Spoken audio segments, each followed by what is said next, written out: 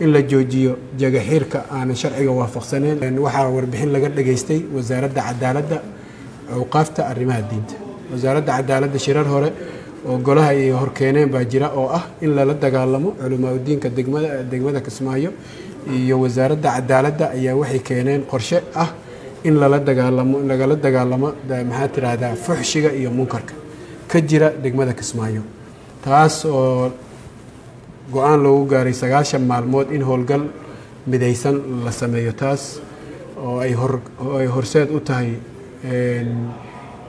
wasaaradda cadaaladda awqaafta arrimaha diinta. shir lagu qabtay xarunta wasaaradda cadaaladda awqaafta arrimaha diinta. shirkaas waxaa ka soo baxay oo ka qayb galay culamaa diinka iyo golaha wasiirada qaarkood.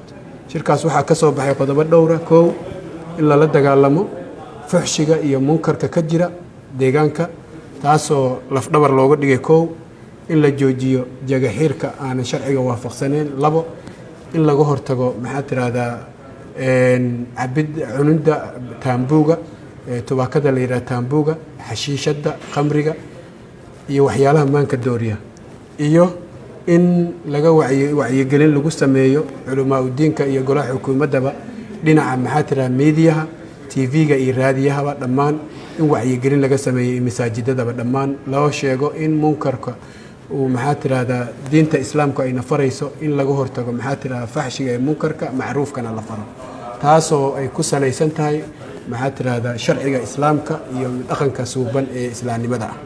sidaas la aligeed kadib